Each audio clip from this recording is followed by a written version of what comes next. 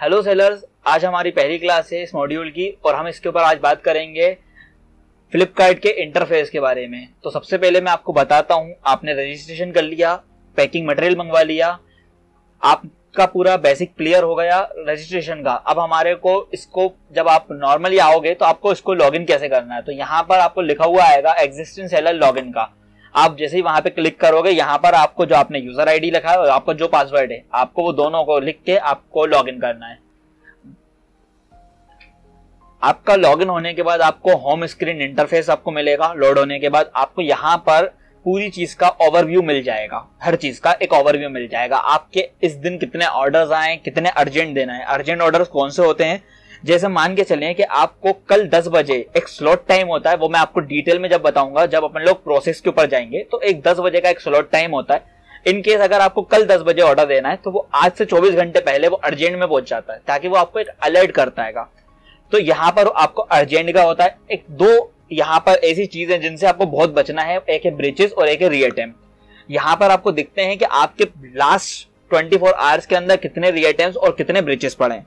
तो मैं आपको एक एक करके बताता हूँ। ब्रीचेस पहले बताता हूँ क्या होता है। ब्रीचेस, आप अगर मान के चलें कि आज आपको 10 बजे आपका पहला पार्सल देना था, ठीक है, और आपने लेट हो गए 10 बजे से, उसको आप डालने से, आप ITD करने से अगर आप उसको लेट हो जाते हैं तो आपको एक ब्रीचेस पड़ेगा, काउंट होगा।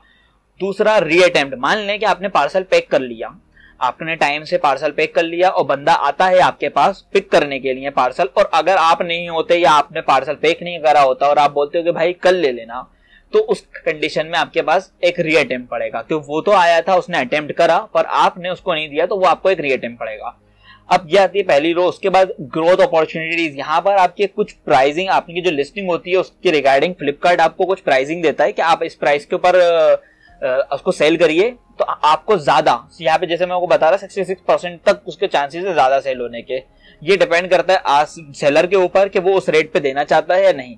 उसके बाद थर्ड लाइन जो है वो SPF क्लेम्स और रिटर्न्स की है। जो प्रोडक्ट्स, जैसे आप मान लें कि कुछ प्रोडक्ट्स आप भिजाते हो तो वो आपको कितने रिटर्न्स आ रहे हैं, तो टोटल नंबर ऑफ रिटर्न्स आपके इतने हैं।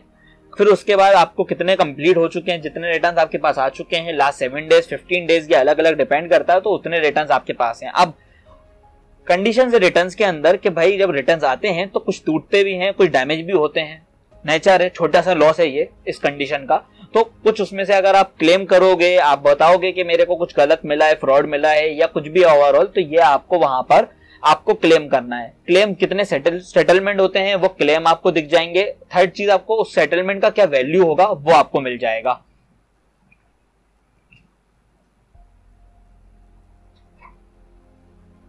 उसके बाद हम बात करते हैं लिस्टिंग के ऊपर। हमने लिस्टिंग में अभी जितनी लिस्टिंग करी होती है वो एक्टिव लिस्टिंग हमारी यहाँ पे शो होती है।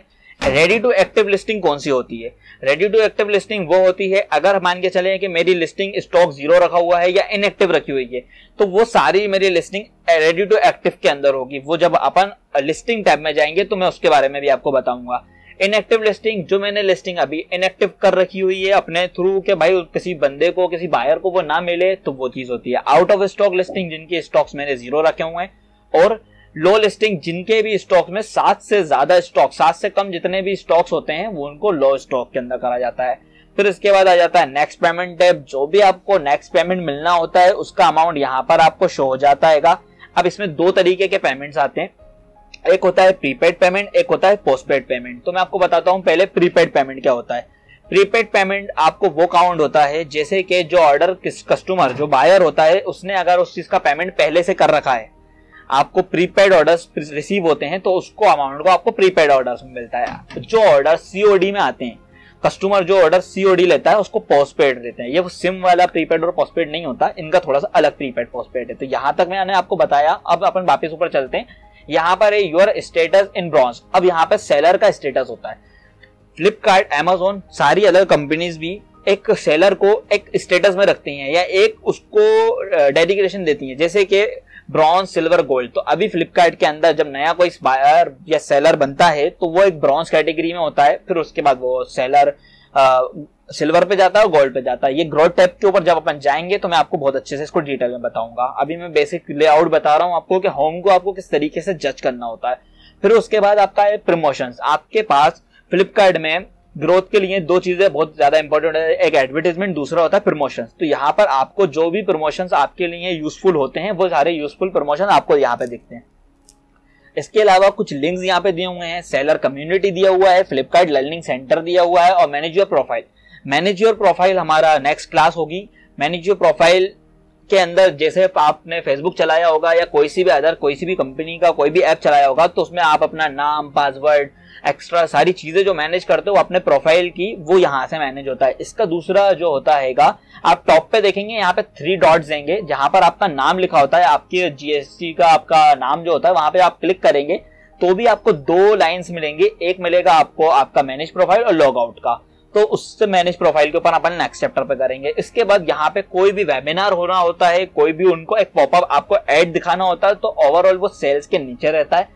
अब हम आपके यहाँ पे आते हैं सेल्स के ऊपर। ये आपका एक वीक का सेल्स का ग्रोथ रहता है कि आपने पर डे कितने रुपए की सेल्स करी है, पर डे कितने रुपए की, यहाँ पर नीचे डेज लिखे रहते हैं। अगर आपको इसको देखना है यूनिट में, तो आपको यूनिट पे क्लिक करना है और आपको दिख जाएगा आपने पर डे कितने यूनिट की सेल करी है। और अगर आप ग्रोस के ऊपर चले जाओगे, रेवेन्यू के ऊपर, तो आपको पता चल जाएगा कि आपने कितने रुपए की सेल करी है। तो सेलर्स, अगले वीडियो में मिलते हैं और बात करेंगे हम मैनेज प्रोफाइल के बारे में।